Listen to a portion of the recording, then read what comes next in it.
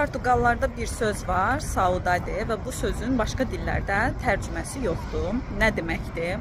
İnsanın itirdiyi, keçmişdə olan bir insana və yaxud bir ana qarşı hiss elədiyi güclü həsrət, sevgi, bağlılıq və eyni zamanda kədər duyğularının olduğu qarışıq ambivalent duyğuları adlandırmaq üçün istifadə olunub bu söz.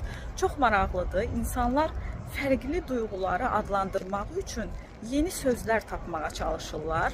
Bunun əslində altında bir məna dayanıb. Duyğu adlandırma həqiqətən də bizə psixoloji olaraq çox faydası ola biləcək. Terapiyada da çox istifadə etdiyimiz üsullardan biridir. İnsan duyğusunu həqiqətən adlandıra bildiyi zaman məsələnin özünü də dərk edə bilir və orada həmin anda bir rahatlıq duyğusu hiss edir.